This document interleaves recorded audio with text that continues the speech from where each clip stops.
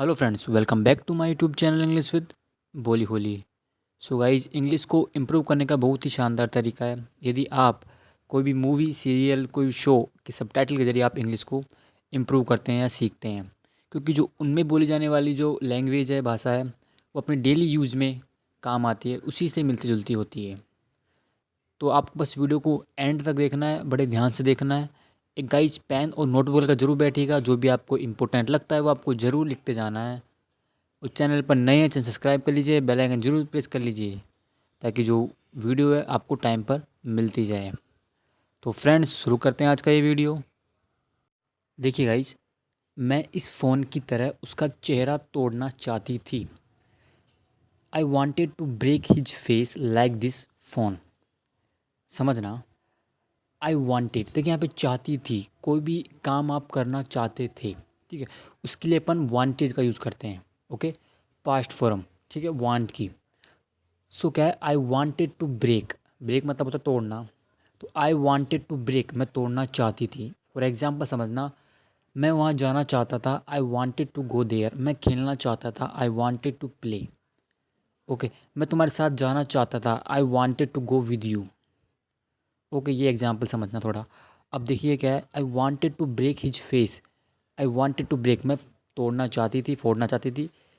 His face मतलब उसका चेहरा, हिज यहाँ पे एक बॉय के लिए यूज हुआ है, लड़के के लिए। Like this phone, like this मतलब इस फ़ोन की तरह या इस फ़ोन की जैसे, ठीक है। लाइक मतलब की तरह, जैसे।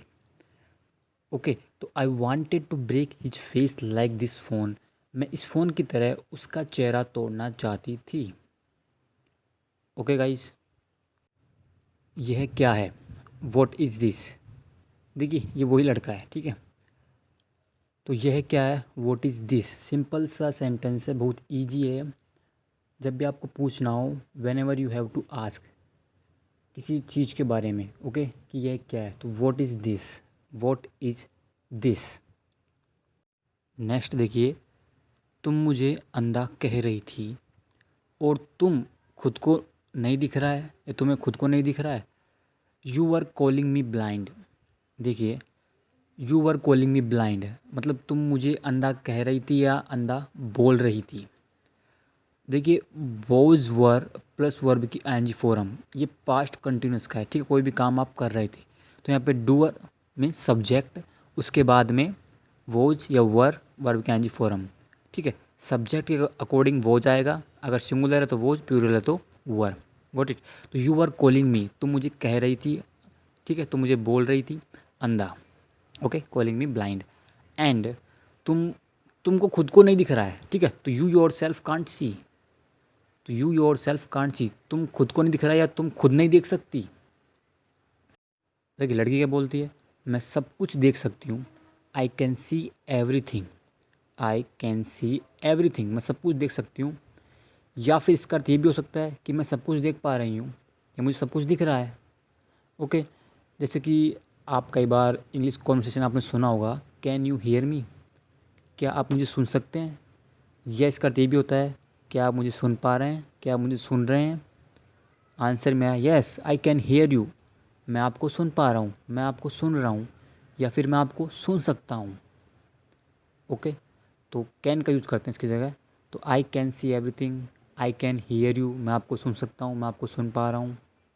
ओके, तो मैं सब कुछ देख सकता हूँ, आई कैन सी एवरीथिंग, मैं सब कुछ देख रही हूँ या मैं सब कुछ दिख रहा है, आई कैन सी एवरीथिंग। मैंने तुमसे कहा था कि मेरे पास मत आना। I had told you not to come near me. देखिए, ये है पास्ट परफेक्ट का, ठीक है। हैड का यूज है, हैड प्लस थर्ड फॉर्म, कोई भी काम थे जो आपने पास्ट में कहा था वो, ठीक है। तो आई हैड टोल्ड यू, मैंने तुमसे कहा था या मैंने तुमको बोला था। Not to come near me, कि मेरे पास मत आना, या फिर नॉट टू कम नियर मतलब मेरे पास नहीं आने को। ओके, तो I had told you not to come near me, मैंने तुमसे कहा था कि मेरे पास मत आना। Okay, I had told you not to go there, मैंने तुमसे कहा था वहाँ मत जाना। I had told you not to come here, मैंने तुमसे कहा था यहाँ नहीं आने के लिए, यहाँ मत आना। ओके, तो बस आपको इस तरह सेंटेंस बनाना है। आई हैड टोल्ड यू कोई भी एक्शन आपको नहीं करना है तो नॉट टू आगे वो वर्ब। Got it. अब देखिए, हम अब एक दूसरे के करीब रहने वाले हैं। We are going to be near each other from now on. देखना गाइस, समझना। We are going to be, देखिए गोइंग टू बी मतलब हम, बी मतलब देखिए रहना भी होता है, होना भी होता है, बनना भी होता है। अब यहाँ पे बी का अर्थ है रहना, तो we are going to be हम रहने वाले हैं या रहने जा रहे हैं, या फिर फ्यूचर में बोल सकते हैं आप रहेंगे, इस तरह भी आप। तो we are going to be near मतलब पास, ईच अदर मतलब एक दूसरे के पास, ईच अदर मतलब होता है एक दूसरा। ओके। और एक देखिए मैंने यहाँ पे क्या है, फ्रॉम नाउ ऑन लिख लीजिए, इसका मतलब होता है अब से। अब से, तो सेंटेंस में क्या है, हम अब से, ठीक है, अब के बाद में से भी आएगा, तो हम अब से एक दूसरे के करीब रहने वाले हैं। We are going to be near each other from now on. Okay, तो यहाँ पे फ्रॉम नाउ मतलब होता है अब से, ठीक है। एक एग्जाम्पल देखिए, जैसे कि अब से तुम यहीं काम करोगे, तो आप बोल सकते हैं you will work here from now on. You will work here from now on. Okay, क्योंकि हम एक ही बैच में हैं। Because, because we are in the same batch, ठीक है, हम एक ही बैच में हैं। We are in the same batch. Okay, तो अपन यूज करते हैं कई बार हम एक ही बैच में, ठीक है, फ्रेंड्स वगैरह बोलते हैं ना हम एक ही बैच में, तो उसकी इंग्लिश होती है we are in the same batch. ठीक है, सेम बैच मतलब एक ही बैच में। ओके, द आपको यूज़ करना है। ओके, तो द सेम बैच, हम एक ही बैच में हैं। नेक्स्ट देखिए, तुम अगले 4 साल तक मुझे सहन करना पड़ेगा। नहीं, देखिए इसका क्या है, तुम्हें अगले 4 साल तक मुझे सहन करना पड़ेगा, ठीक है। तो you will have to tolerate me for the next 4 years। समझना सेंटेंस को, तोड़ते हैं इसको। देखिए विल हैव टू, देखिए विल हैव टू अगर आपको इस सेंटेंस में दिखता है, ठीक है, इसका मतलब होता है कोई भी एक्शन आपको करना पड़ेगा। ओके, फॉर एग्ज़ाम्पल तुम्हें वहाँ जाना पड़ेगा, you will have to go there, ठीक है। तुम्हें उसके पास बैठना पड़ेगा या तुम्हें उसके बगल में बैठना पड़ेगा, you will have to sit next to him और हर। ओके, उसके बगल में बैठना पड़ेगा। अब देखिए यहाँ पे विल हैव टू समझ गए ना, पड़ेगा। टॉलरेट वर्ब होती है, इसका मतलब होता है सहन करना, बर्दाश्त करना। ओके, तो you will have to tolerate, तुम्हें बर्दाश्त करना होगा, बर्दाश्त करना पड़ेगा, सहन करना पड़ेगा, ठीक है। आगे मी लगाए तो मुझे। ओके, तो you will have to tolerate me, तुम्हें मुझे बर्दाश्त करना पड़ेगा। अब है टाइम पीरियड, देखिए फॉर द नेक्स्ट 4 years, अगले 4 साल तक के लिए। मैं जानता हूँ कि हम अच्छे हालातों में नहीं मिले। आई नो मतलब मैं जानता हूँ। वी डिडंट मीट, अब देखिए डिड नॉट, जब भी आप सेंटेंस में डिड नॉट देखते हैं और आगे वर्ब देखते हैं, ठीक है, इसका मतलब होता है वो एक्शन आपने नहीं किया, ठीक है। जैसे समझना, वी डिडंट मीट हम नहीं मिले, ठीक है, ये पास्ट का सेंटेंस सिंपल नेगेटिव वाला है। तो we didn't meet under good circumstances. Circumstance मतलब होता है हालात, परिस्थिति। देखिए बहुत ही अच्छा वर्ड है, ठीक है, न्यूज़पेपर में आपको, इंग्लिश न्यूज़पेपर में आपको बहुत देखने को मिलेगा। तो सर्कमस्टेंस मतलब होता है हालात या फिर परिस्थिति। ओके, तो सेंटेंस देखिए, I know we didn't meet under good circumstances मतलब अच्छे हालातों में। या फिर आप बोल सकते हैं कि मैं जानता हूँ कि हमारी मुलाकात अच्छे हालातों में नहीं हुई, ठीक है। तो इसकी इंग्लिश यही है, देखिए we didn't meet under good circumstances. Okay,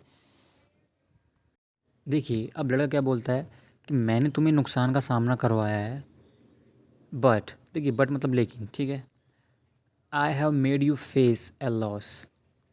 देखिए I have made you face a loss, देखिए फेस ए लॉस का मतलब होता है कि नुकसान का सामना करना, ठीक है, जैसे कि फेस ए प्रॉब्लम, ठीक है, how to face a problem, ठीक है, मतलब समस्या का सामना कैसे करें, ठीक है। अब यहाँ पे क्या है, फेस ए लॉस मतलब नुकसान का सामना। ओके, तो आई हैव मेड यू, अब देखिए यहाँ पे मेक, मेक का यूज हुआ है पॉजिटिव। अब देखिए मतलब कोई भी एक्शन करवाना। फॉर एग्जाम्पल समझिए, देखिए जैसे कि वो हमें दुड़वाता है, ठीक है, इसमें कोई भी काम करवाना होता है किसी से, तो आप क्या करेंगे, सब्जेक्ट ही। अब यहाँ पे करेंगे मेक का use, he makes us run, ठीक है। अब मेक्स लगा क्योंकि सिंपल प्रेजेंट टेंस है, ताहे थे से एस लग गया। अब बीच में लग जाएगा ऑब्जेक्टिव प्रोनाउन अस, मी, हर, ठीक है ऐसे। तो ही मेक्स अस रन, उसने हमें दुड़वाया, ठीक है, दुड़वाता है, सॉरी। अब इसका पास्ट बोलेंगे तो मेड हो जाएगा मेक्स का, ही मेड अस रन। अब यहाँ पे क्या है, करवाया, वही है। तो आई have made you face a loss, face a loss मतलब सामना करना, हानि का सामना। तो आई हैव मेड यू, अभी प्रेजेंट परफेक्ट का है, तो made you face a loss, मैंने तुम्हें नुकसान का सामना करवाया है, okay. And I didn't like this at all, I didn't like कि मुझे बिल्कुल, आई डिडेंट लाइक मतलब अच्छा नहीं लगा, एट ऑल मतलब होता है बिल्कुल भी, ठीक है, एट ऑल का मतलब होता है बिल्कुल भी, ओके। तो I didn't like this at all, मुझे यह बिल्कुल भी अच्छा नहीं लगा, ओके गाइज। यह मोबाइल ले लो, टेक दिस मोबाइल, ठीक है। लड़का बोलता है कि मोबाइल ले लो, टेक मतलब लेना होता है, तो टेक दिस मोबाइल, ये मोबाइल ले लो, ओके। मुझे यह नहीं चाहिए, आई डोंट वॉन्ट इट, लड़की बोलती है मुझे नहीं चाहिए, I don't want it, okay. जब भी आपको बोलना हो कि मुझे नहीं चाहिए, I don't want it, I don't want it, क्योंकि मैं अच्छी तरह से जानती हूँ, यहाँ पे लड़की बोल रही है जानती हूँ कि तुम ये फ़ोन देना चाहते हो, because because I know, because I know, मैं जानती हूँ, आई नो वेल मतलब मैं अच्छे से जानती हूँ, I know well, okay, that कि you want to give this phone, देखिए वांट टू, ठीक है, चाहना, तो you want to give this phone, तुम ये फ़ोन देना चाहते हो, okay, because I know well that you want to give this phone, sentence incomplete है, आगे देखते हैं। और बताना चाहते हो कि तुम कितने अमीर हो, एंड, अब देखिए वही इसके आगे एंड लगा दिया, एंड टेल मी। अब देखिए यहाँ पे दो बार इसको सब्जेक्ट को यूज़ नहीं किया है, ठीक है, मतलब वापस रिपीट नहीं किया है, यू वांट टू, ठीक है, एक बार ही लगाया, उसके बाद में इसको एंड से लगा दिया है, तो you want to tell me, okay.